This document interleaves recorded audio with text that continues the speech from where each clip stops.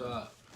Hi everyone, how are you? It's Mikki Afflick, and welcome to my second show, Mikki Afflick in the studio.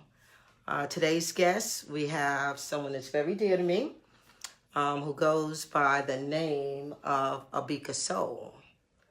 So, What's up? how you doing? Say hi to the people. What's up? What's up? What's up? Yeah. So, let me ask you first. Oh boy. How'd you get that name, ABICAH Soul? You want to know? Yeah. Okay.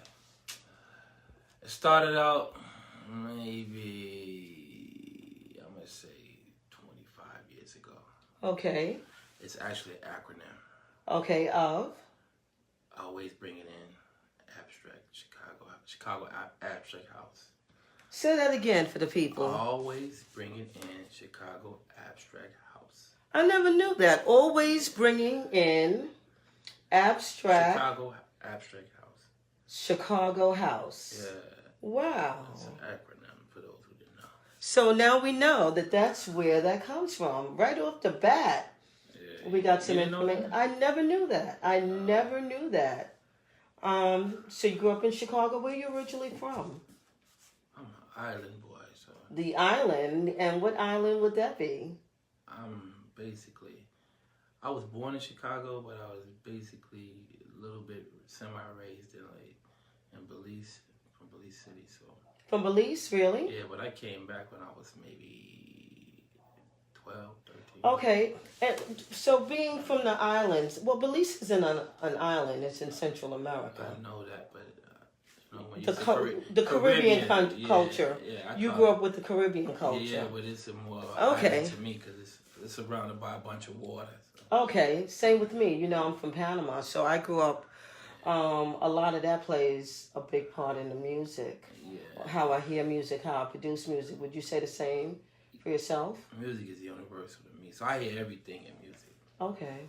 I hear before it's even put out. You know, Okay. Like, when I know when I hear it, I make it. Like if I hear it in my head, it comes out. So, growing up in Chicago, how did you get into house music?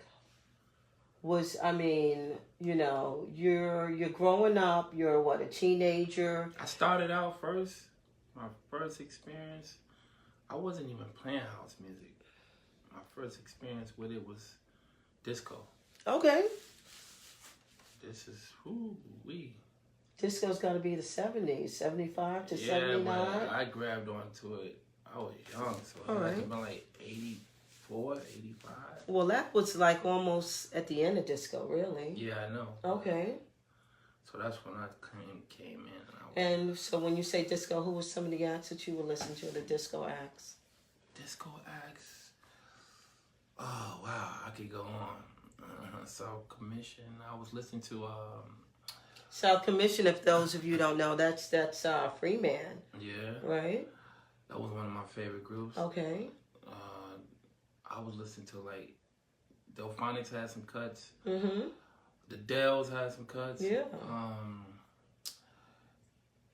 Intruders had a few things. They were a little bit older. Who else? Wood Brass and Steel. All right. I'm not familiar with Wood Brass and Steel. What they have? Who's really my game. Okay, yeah. But no, that was I know them as they also no. That's sorry. Brainstorm. No, I got that mixed up. With Brass and Steel did what's the name of that song? Funkanova. Okay.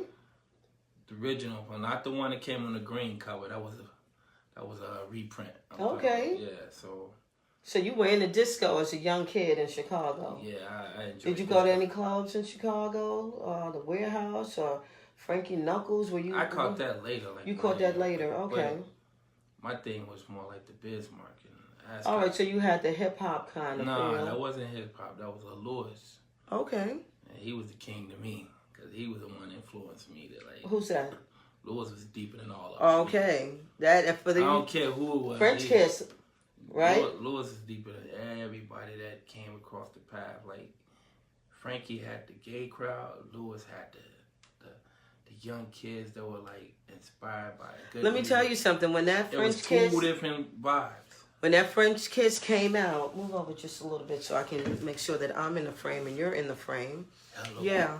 So when that French Kiss came out, let me tell you, that in itself was very. Hold on one second. Okay. Yeah.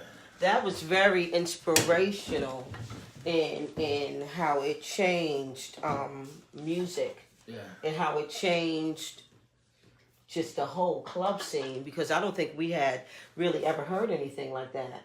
You know, on a dance floor, that kind of, it was so exotic and but yet French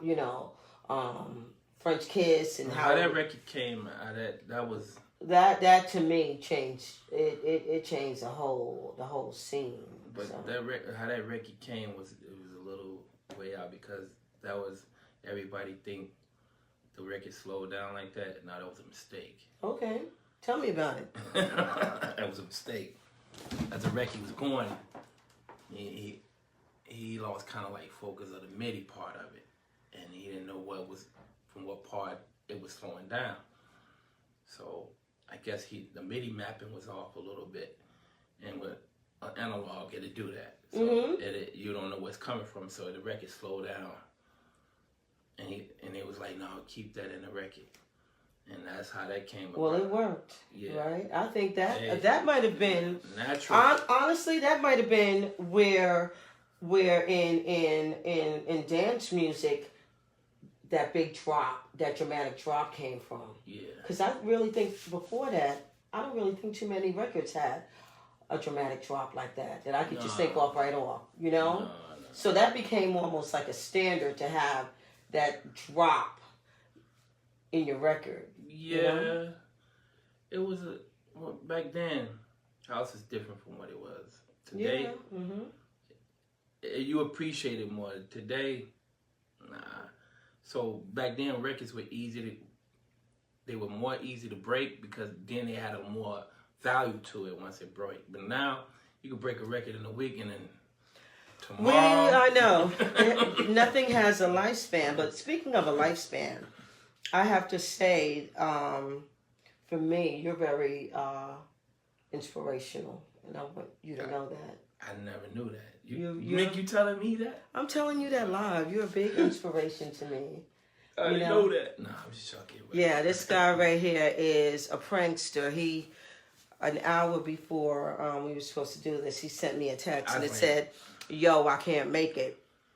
And he was about to get the Mikki Afflick blast off, you know. And something just said to me, I'm learning how to be still and not, because I can go from 0 to 1,000. Anyone that knows me knows that I can go from 0 to 1,000 in less than a second. So I was getting ready to put you on blast, and then I said, "You know what? That. I said, you felt it." Yeah. And then the doorbell rang. And he pointed at me like, "Yeah." I said, so you're an inspiration to me, but I also have that mother. I'm very motherly. I know that. You know, I am. She cooked a good meal. I get it in. And she was talking crazy with it too, but it was good. I get down. Was it good? Literally, man, that man licked the plate. I licked the plate like it was like a finale. Like I was like, yeah, this. I'll put a picture of what that meal was. I made some Panamanian stewed chicken. Yeah, that was fire.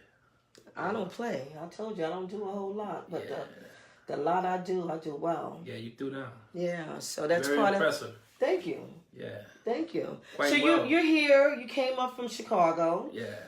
You had you played here in Brooklyn. How was that playing in Brooklyn? Brooklyn is always fun to play. It is. A little bit different, but it's always fun to play in Brooklyn. Let me tell you something. They say, New York, if you can make it here, you can make it anywhere. New York is one of those places that... This is a melting pot. This is where hip-hop comes from. Yeah, the dancers are serious. You know, the dancers in New York on the house scene are real serious about their house music. Yeah. They're real serious about what they like is what they like. And sometimes, you know, it can take a moment for like an out-of-town DJ to kind of figure out a New York crowd. That's anywhere. Yeah, but you did your thing, you know? Yeah, that's it. And you're known, I have to say to you. Yeah. Have a drink. Nah, you don't have no alcohol, so. I got plenty of alcohol. Oh, okay. I didn't know that. You know, listen, I got alcohols. Okay. All right, I got limited edition alcohol, but I didn't want to start the show off. Yeah.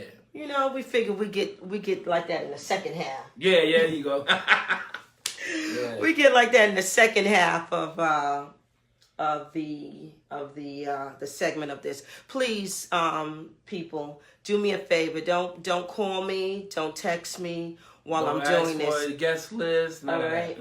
No guest list tonight. Right. Okay. I was just doing something yesterday, and someone, you know, I'm live, and they called me on the phone as I was doing it, and it like interrupted the broadcast. Yeah. So I am on Facebook Live with my special guest, Abicah Soul. So just be courteous. I'm not gonna do the feed, you know. So I'll do that a little later, and so maybe you guys can ask some questions. But I was getting back to how you influenced me, and I think we're going back almost close to 15 years, maybe. Yeah, that's how long it's been. Yeah. He and I met on MySpace. We were just talking about MySpace earlier. We met on MySpace, and you know, man, I had my whole little MySpace camp that was behind me, trying to, you know, push the movement. You know, what I was doing. You know, being a pioneer female, coming back on the you know, on a music tip. And so on my MySpace page, I had, I'm going to turn this down.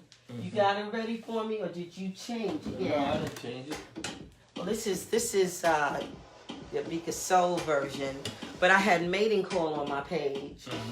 And he would inbox me. I think that's even before you would send an inbox, and it would take you days before you responded. And he was like, you know, I think I might have to play my version first. There we go. All right. So just for those that don't know,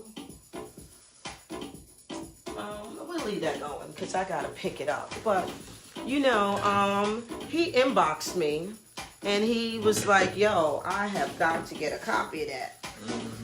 What you doing with that? And I said, I'm working on, you know, my label, and I produce. And he was like, I like your sound, but I'm going to tell you, it's a path. You were that path. Okay. For the Afro, when it came to Afro, I'm going to tell you, this man right here was the path that you had to come through. Right, yeah. You know, because any of the cats early on, I named names, Bodhisattva, Black Coffee, Stephen McRitten, DeCapo, right? Before that. No, but I'm saying anybody that was on that Afro scene, you were the man that, man, if he remixed you on that Afro tip, you went from here to here. Yeah. So you were, to me, honestly, you know, you were one of those early pioneers as far as that sound, that Afro sound. Where'd you get your sound from? You know? The sound came from? I listen to a lot of music. But it's different though. I listen to a lot of Cuban music. Okay. I listen to a lot. It's very progressive. I listen to a lot of Afro-influenced music. Like who? A lot. Just who like three of the cats that you grew up listening to on the Afro-influenced tip? I like Celia Cruz a lot. All right, I love Celia Cruz. You know, there's what is this guy's name? I like a lot of Colombian music, so it has a lot of Afro influence. Okay. Music. That's what really got me started. I started listening to a lot of just anything Colombian. It's really? like, okay. Yeah, so I was into that. Anything I felt like it had a good rhythm to it, I was like, yeah, that's gonna be fire right there. I took a lot of records that was Afro-Cuban influence, and I actually used like some of the percussions added to my, people didn't know it though. That's what I did early on. Yeah. Like Maiden Call. I took one of my I favorite. had it. You know, it comes, I guess, from that hip hop of how we would, like I was taking sample. I was taking Brazilian records and sampling them, and people like, yo, I know that beat from somewhere. I was like, yeah. But I'm gonna tell you, I think that this right here, this was Telepopmusik, and this was you and Dennis Ferrer. Yeah. This, I think, took you to a whole different level. When this came out, I'm going to tell you something. It went #1 that weekend in March when it came out. Where did it go #1? On Traxsource. Okay. I remember that. All right. And I was like, whoa.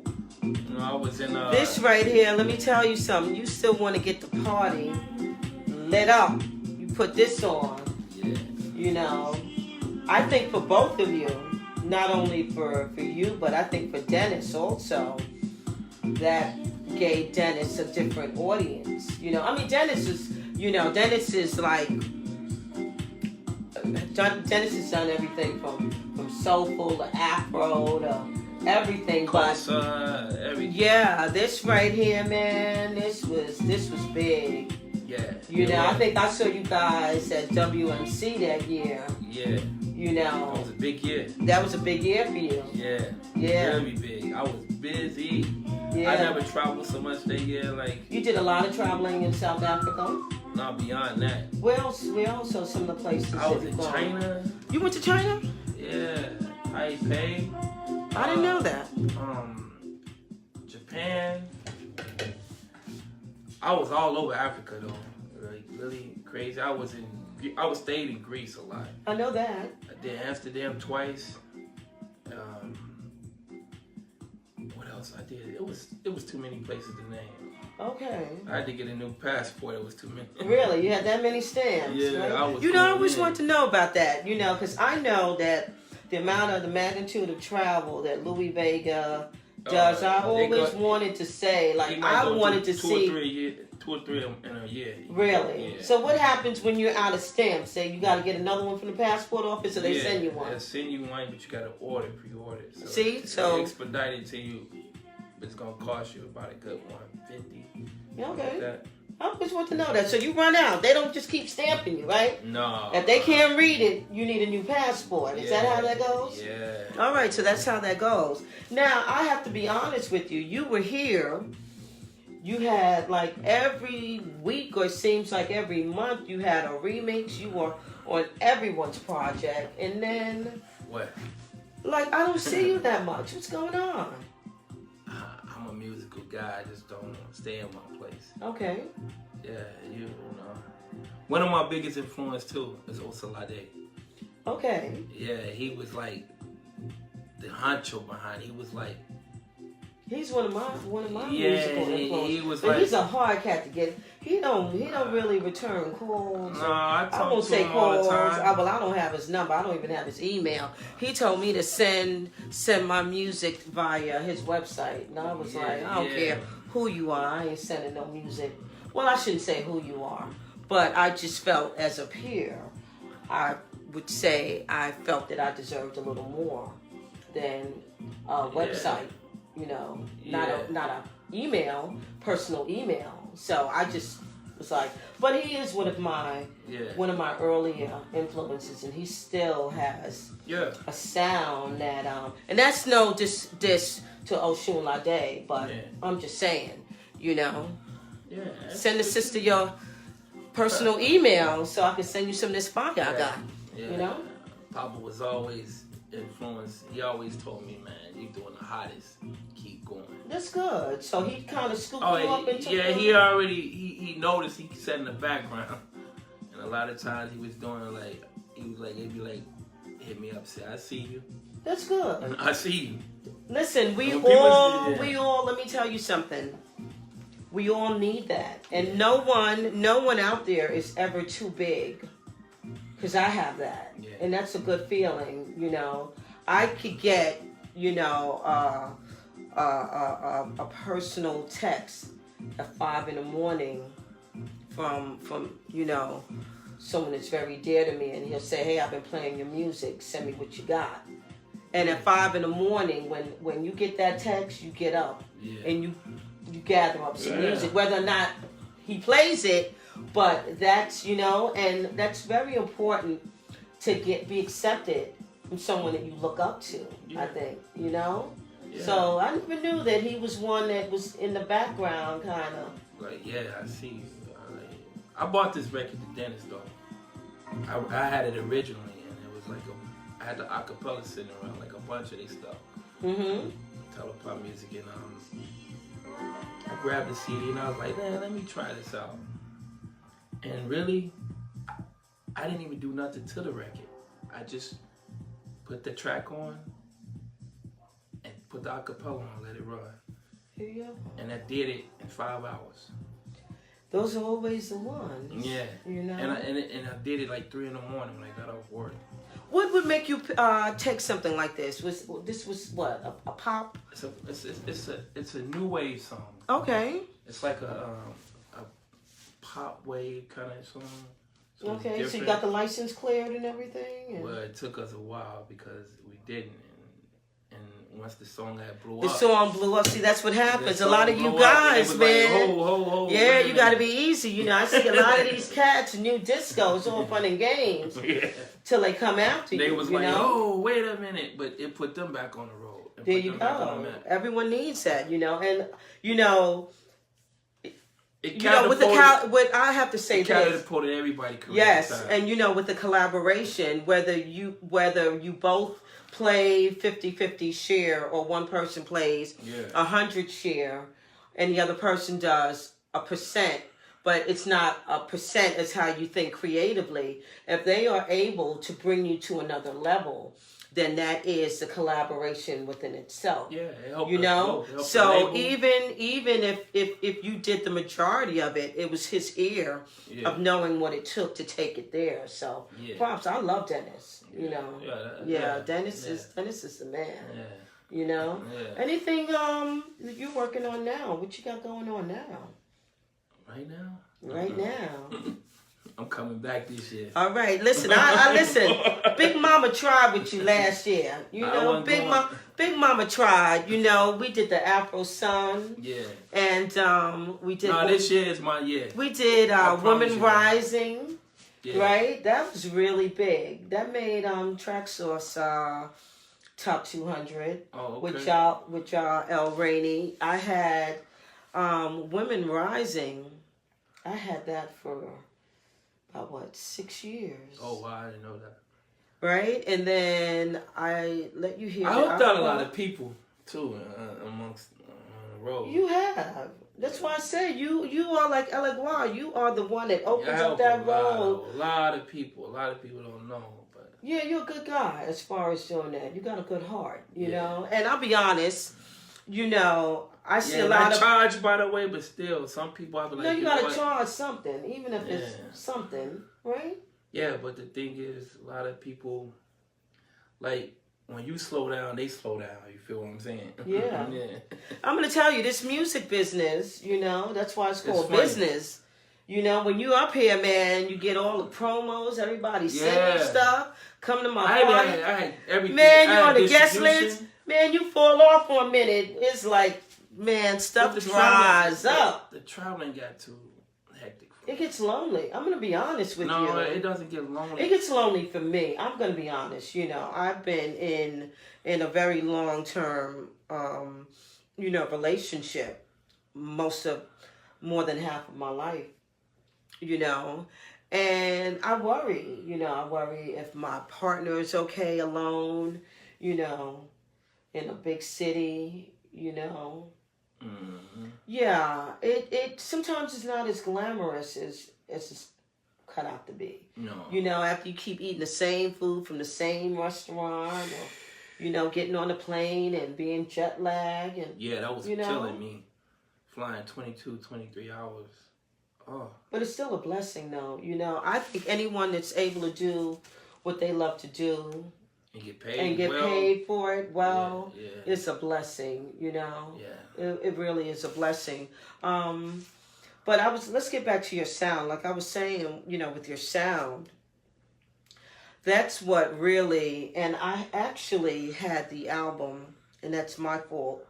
I should have actually took it out. But when I got familiar with you, I used to call it Turban Man.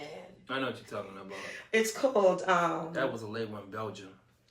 Yeah, man. Let me see if I... Yeah. Roots. All right, I'm going to get out of the screen for a moment. Yeah. Let me see if I could... Let's see if I could pull that up for a moment there. That was Wild Roots, yeah. What was the name of that song?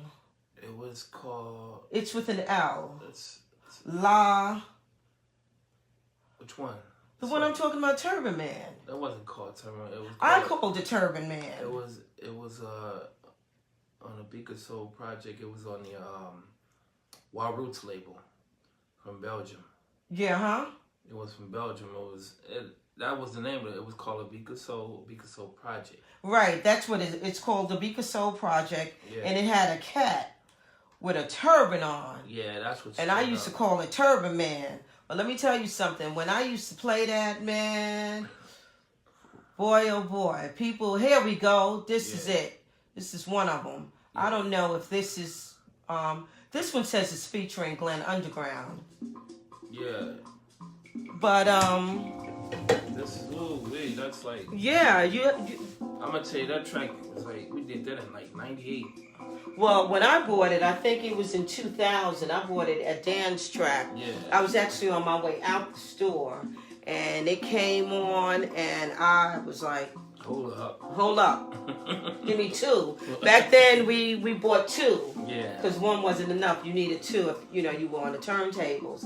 But you've done a lot of work with Glenn Underground, right? Man, Glenn go back since 87. Wow. So on a come up in Chicago, who's some of the people in Chicago that you know? Because like in New York, I wasn't influenced by nobody in Chicago. Really? I did my own shit. That's it. Only person who influenced me was Lewis. That's it. Wow. And me and Glenn were like Lewis phenoms. That was our energy because we understood the music. We was like, this dude is the truth. Because he understood selection and how to choose records and what moved the crowd. And he never stayed in the same lane. He always was different. Okay. Even with fashion, with music, it came together, he was different. See, that's what I like. I like and a DJ. He kept it underground. And when you underground and stay collective, everybody can get it. That's how I me, I take, going back to what we were saying, I take my early influences of growing up in Panama. One of my earliest influences was La Lupe. Oh, okay. And I was terrified of La Lupe. When La Lupe would come on the TV, I would literally scream. I had never seen anything like that in my life. And I would scream and I would cry. And I would hide behind the couch. But I would always peep because I was just so fascinated by her. You know, her look and everything. And my cousin used to say to me, Mickey, they call me Mickey, La Lupe's coming, and I would like cry. But those early years of growing up and hearing, salsa in the house, the percussion, my grandmother would make a beat literally from washing clothes. Right. With the scrub pan. And with the washboard, and when she would bring those clothes, and the music would be on in the back, and Abuelita would be, in there like washing the clothes and to the rhythm of the music. They played a lot of punta. Yeah, we grew up with all of that, the harmonica and the accordion. Yeah, and so when I started producing. And I didn't even think of it as producing. I started doing edits at like 12.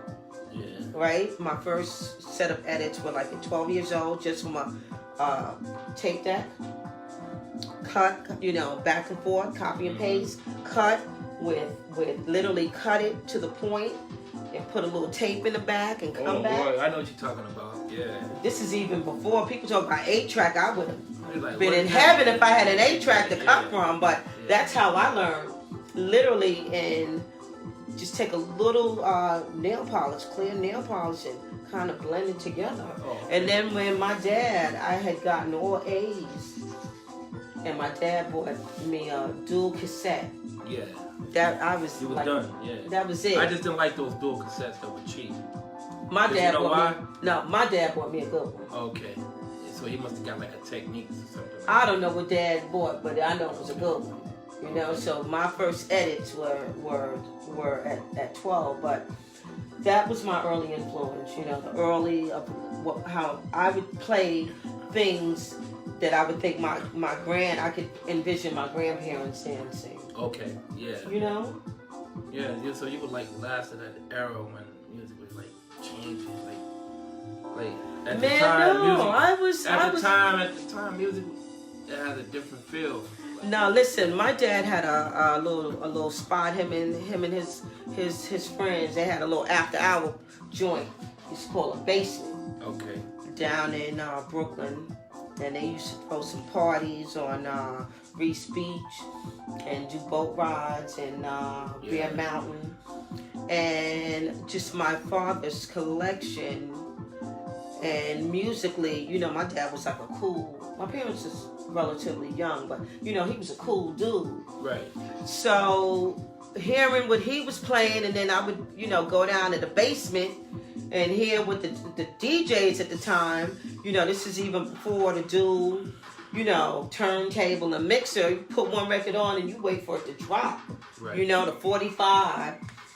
And I thought that guy was corny, you know? Right. And so I would gather up my dad's 45s and albums and play them, you know? Or he would do a 2-day party.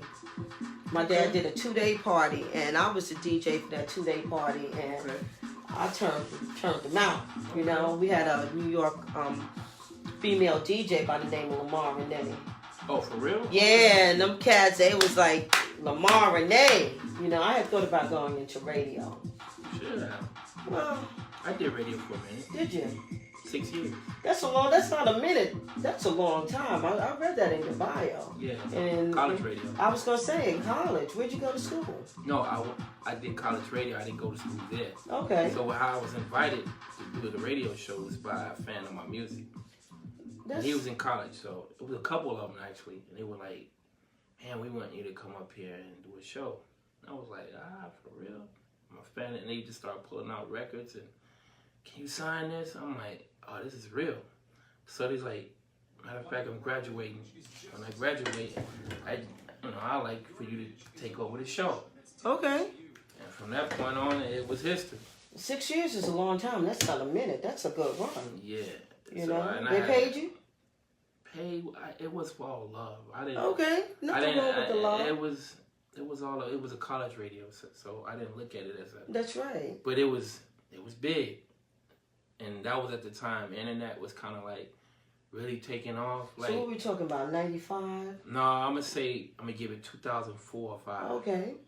So it was at the time. It was really kind of like blowing up, like the Wi-Fi thing and the internet radio show. It was the information highway. Yeah, it was it was the information Speaking to the of, world. Listen, we got something here that we are about to unveil. When you said, and it had me thinking, when you said information highway, listen, Stax, I'm going to need you to pick this up for the people. Hold on a minute, I got this mic here. We're going to show the people what we got.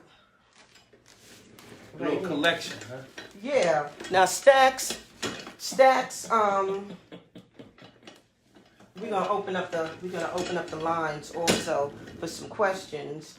I'm gonna come over here, and why don't you pick this thing up, because this thing right here is enormous. This is ginormous. I want you guys to see what we have here. We're not gonna say anything. You're gonna have to actually lift it up. Okay. We're gonna lift this up right now. This right here. Can you see this thing right here? This right here is, I wish we could zoom in. We're going to zoom in. This says Power Macintosh G3.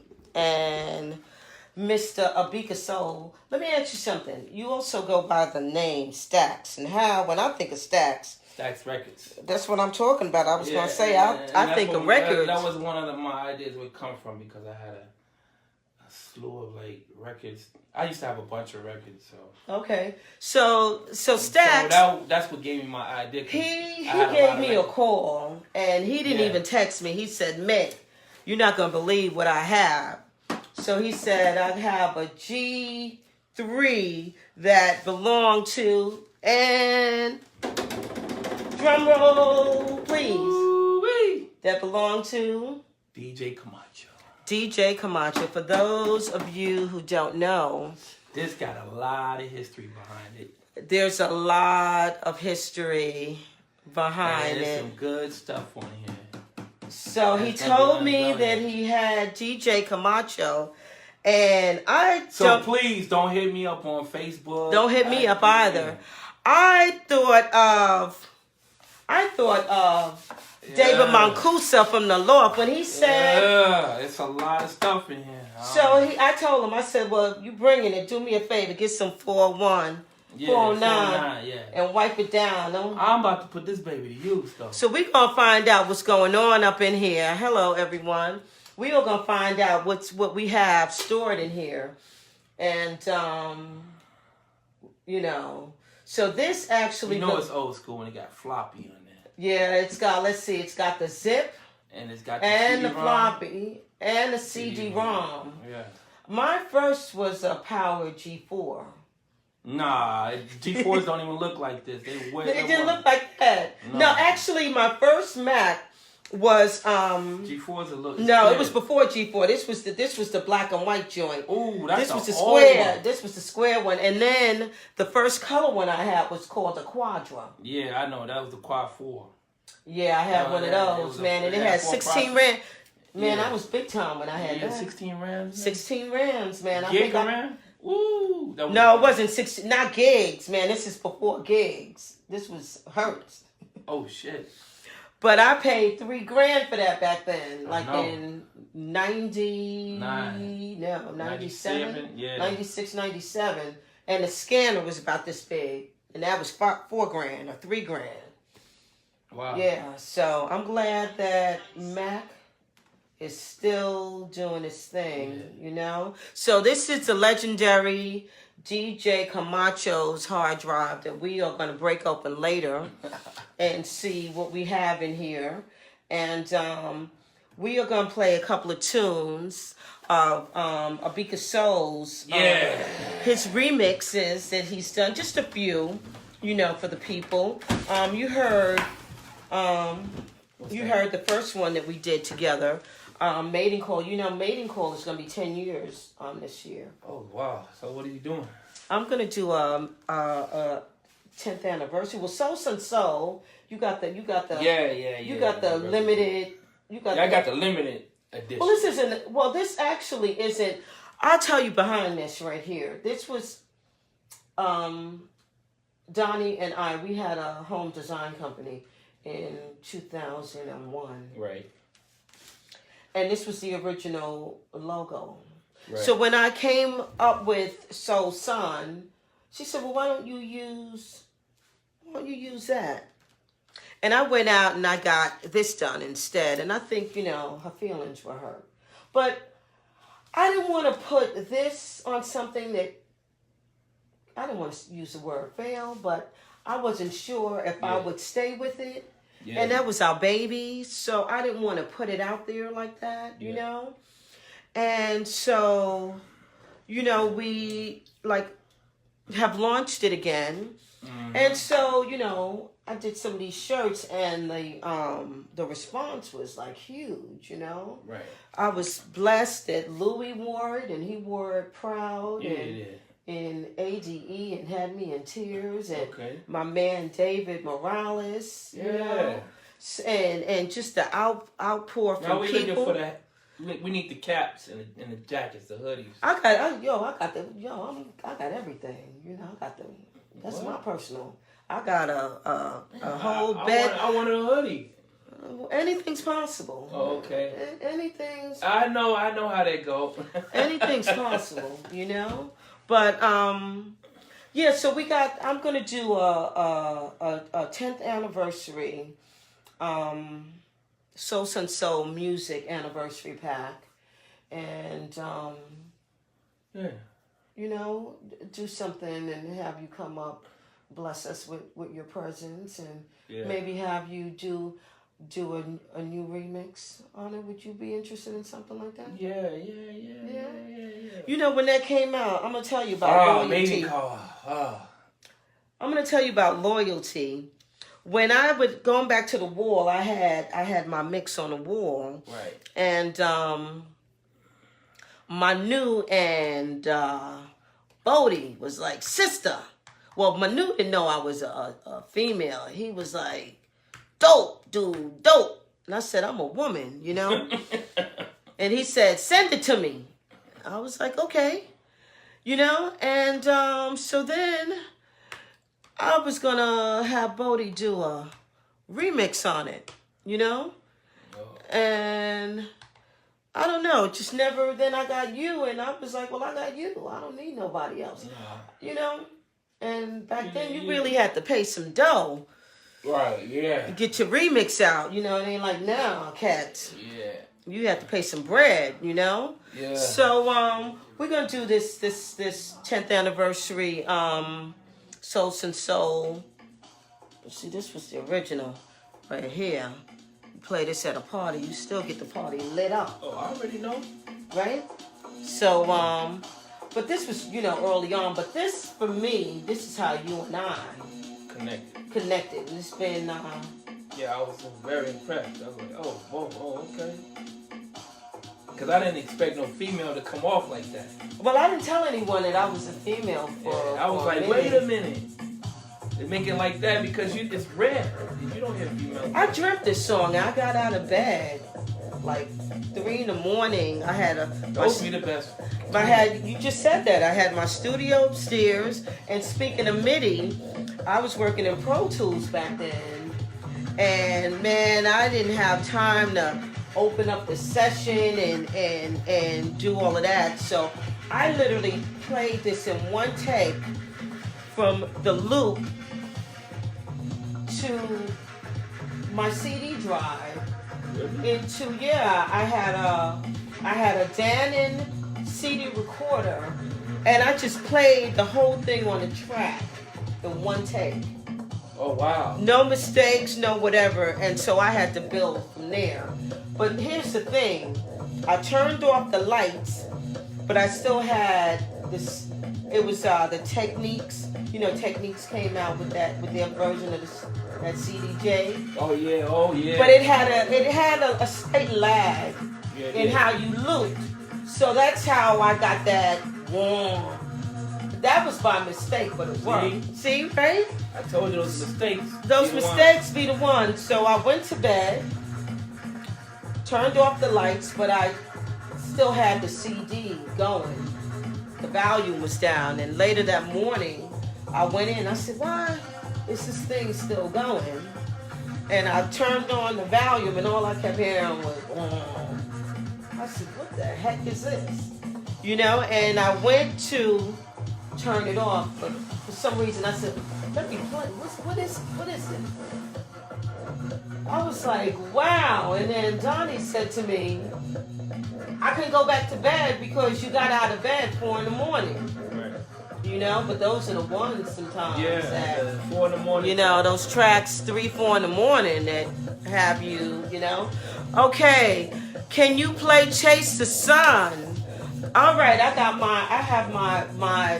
been mentoring this kid. We're gonna find Chase the Sun for you. Oh, wow. That t-shirt is everything. Thank you, Brian Pope. Remember that remix you did of Chase the Sun? Yeah. He just said, can we play that? And I'm glad that I turned it back on. So I have to find that. So why don't we just play a couple tunes for the people? Me and you go back and forth.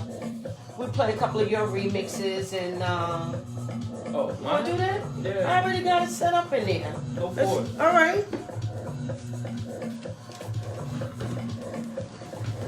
Yeah. Sound good. Yeah? right, let's see what we got here. Hold on, I don't want to give the people my back, so you move over. Yeah, I'm gonna move over. All right, how's my view? Can you guys see everything okay? How's it sounding? Yeah. All right, let's see what we got here. I'm gonna just start off with, let me start off with something here.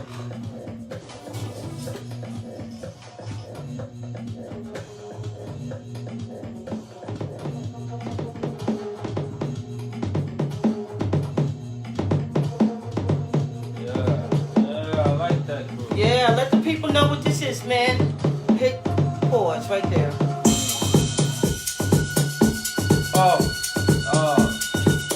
Let them know what this is. This is, what's his name? Come on now, come on. I forgot. Antal Vitali. And this is, man, what's the name of this track? Come on now, you don't know? It's called Deep Batala. Yeah. But man, you play this at the party got lit. Yeah. I do so much work so I forget, you know?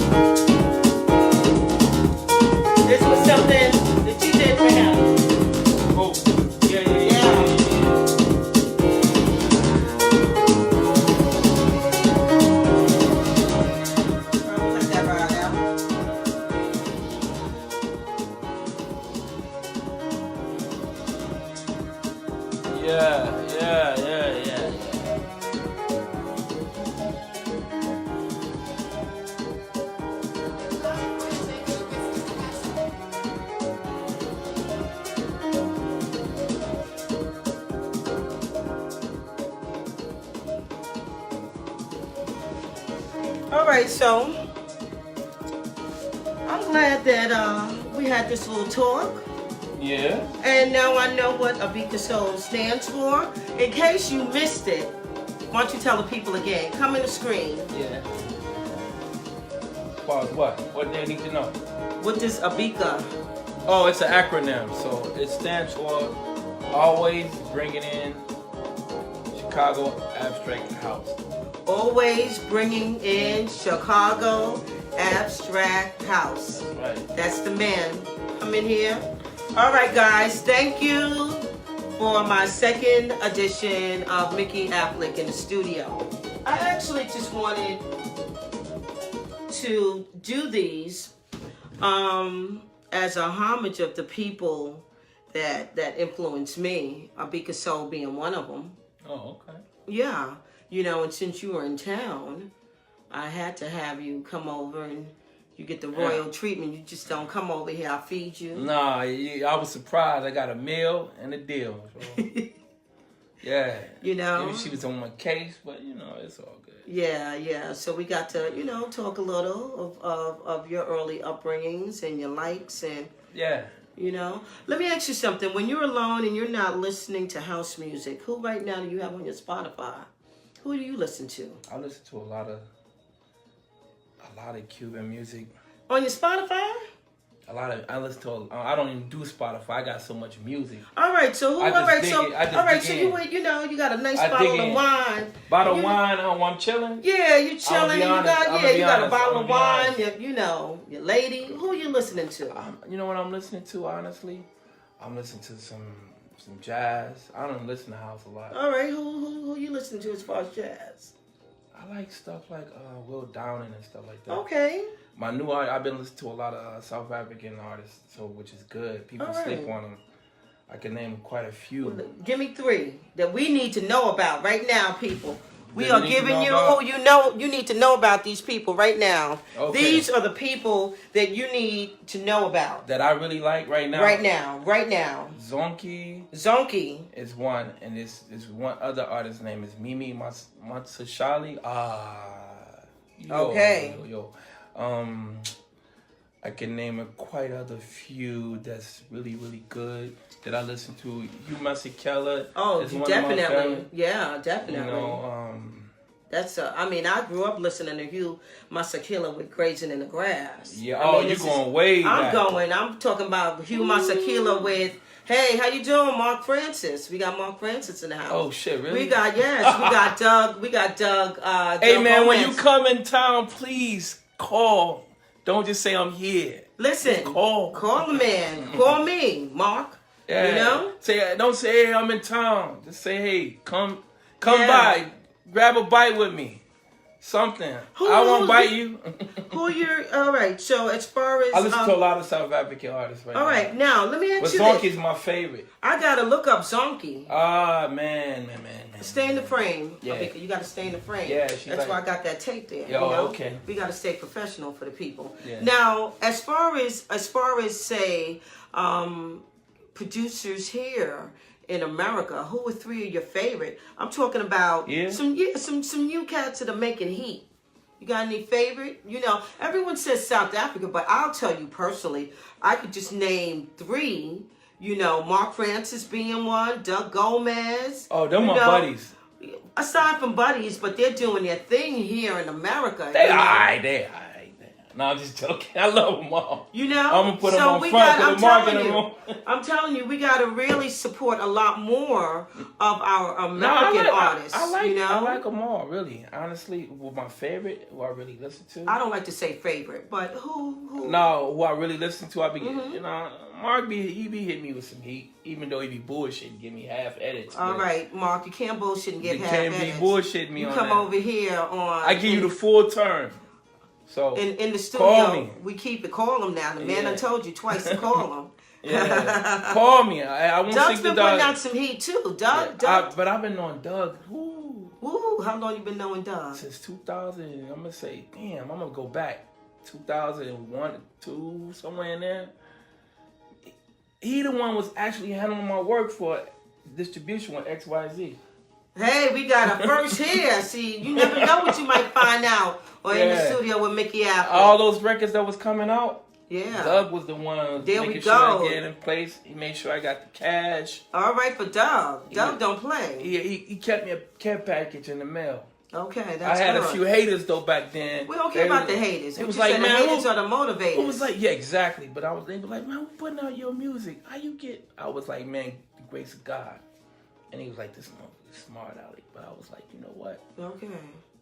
Haters are my motivators. I like them. But I'm telling you, for 2019, we already getting ready to get in February. I haven't put anything out yet. I got some good shit coming. Ooh. All right. So I'm going to hold you to that. I'm going to hold you to that, I'm not going to say nothing. Stuff. I'm not going to say nothing, but I got some good stuff coming out. Okay. Even some old stuff, like some... I'm not even gonna say nothing. You can tell us. We're amongst friends. Like we don't have no haters, Not on my page. I cleared out all the haters on my. I got a few. I don't call them haters. I call them solid. No, they're silent admirers. We don't call them haters. They're no haters. They might just be silent, but they're watching what you're doing. Yeah, they watching. My favorite. I like Marques stuff. Jihad. I play Marques stuff all the time. I'm telling you, this is what I'm saying. I got Ian Friday. We got Brian. I mean, we have some really good American people. Yeah, see, Mark used to be my brother, but Mark runs. He was like, oh, he got really Hollywood on me. So listen, we're gonna keep it all positive. Mark Francis. He's blowing you up, Mark. All right, blow you up, yeah. But we gonna. I'm in town, so We like to keep it. We like to keep it all love. Yeah. On my show, you can take that show. You can take that somewhere else, but on my show, we keep it love. Yeah. All right. We like controversy over here. So. No, we ain't having because I'll end this and put you out. Okay, so we ain't having all that nonsense. I'm just joking. In the beginning of the year. Now this guy right here is a practical joker, and he had me heated. Talking about he wasn't coming, but I like Doug. I like the stuff that Doug's been putting out. I like Maurice. I call Maurice Mr. Electric. Oh, really? He's been putting out some really, really good stuff. Brian Pope. I like the stuff he's been putting out. Yeah. You know what? Stacey Kidd out of Chicago. I'm gonna be real. I like the old school. I mean, I want to take old school. I want to take this shit back to 2008 when it was really fun. Okay. And AOL, and everybody was just embracing each other, exchanging their tunes with each other. You had people in your inbox or your AOL that you didn't even know that was like, I love your music. You'd be like, you could just be sitting there exchanging some music. It come about 4 people popping your shit like, boop, boop, boop. I was never on that. Oh, yeah. Back then, I got most of my heat off of there. Oh, my God. What you talking about, file sharing? No, it wasn't file sharing. It was people, actual artists who had the music. They be like, here, I'm going to send you my stuff. You send me your stuff, that kind of thing. Well, I don't know who you messing with. You messing with the wrong cats because I get love from my people. What do you mean? It wasn't about, these were people you build a relationship with. That's what I'm talking about. Anyway, we going to go on. Back then, I'm just saying back then it was good years. It was good years. So that's what I was saying earlier. We have to really, try to uplift each other and not look for other people to give us validation. Stay in the frame. I don't believe in validation. Well, some people do. My validation comes from hard work. So anybody word, I don't care about what anybody says. Right. So whatever, and we're going to end it on that note. Yeah.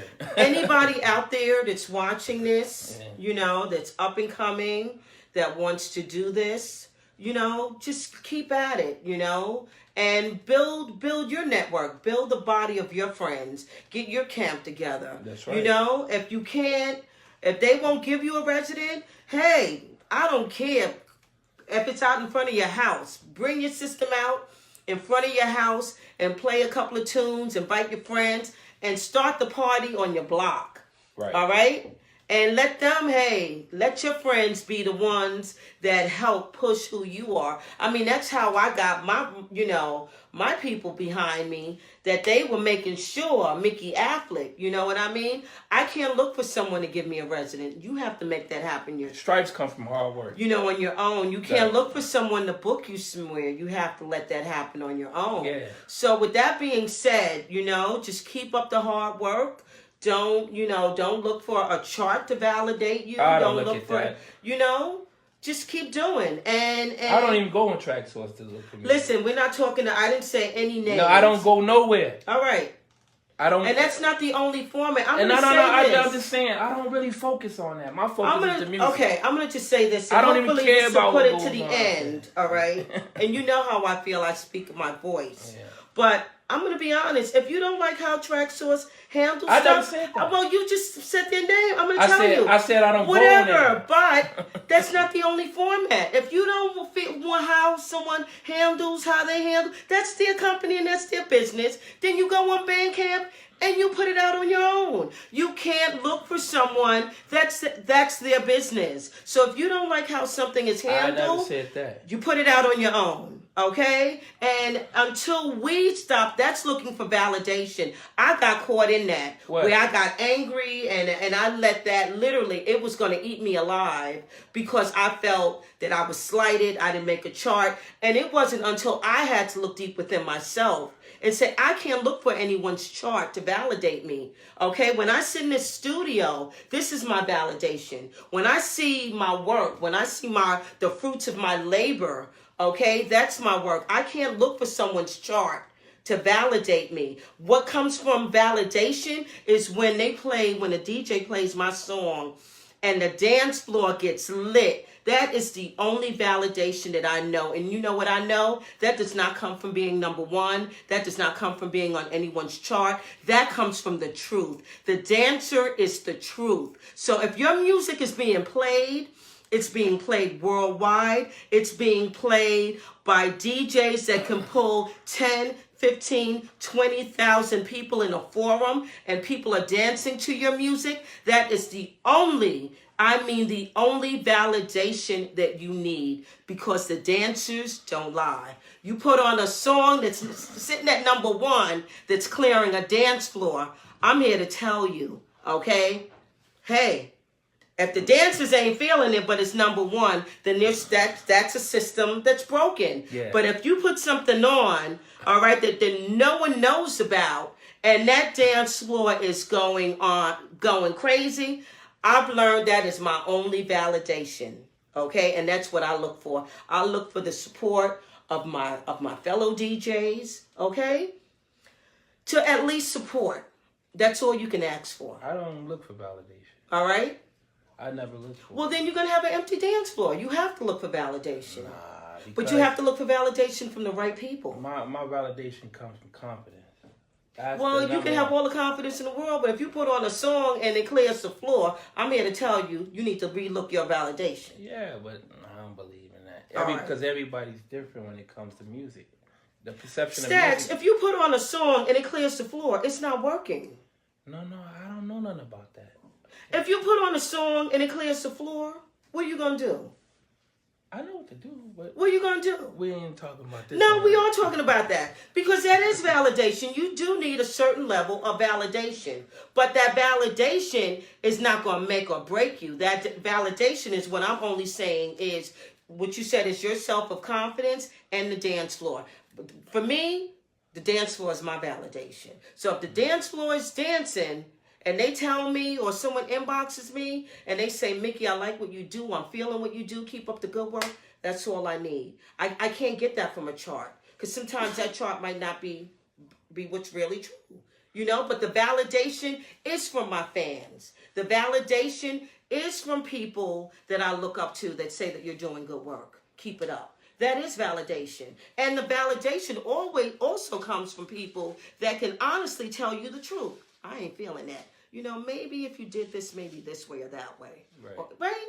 You know, and you have to learn to take some criticism. But no, I don't, like I just said, I don't really consider it, like, if somebody didn't chart my stuff, I wouldn't get mad. Well, you can't get mad at that. You can't. No, I'm just saying, people get mad at stuff like that. You can't. You got to have thick skin to be in this business. But anyway, this show, we are over our time.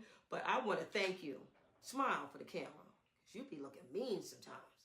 It's business, you know. I want to thank you guys for tuning in to Mikki Afflick in the studio, where I at least try to keep it. I at least try to keep it real. We're gonna bring you some really good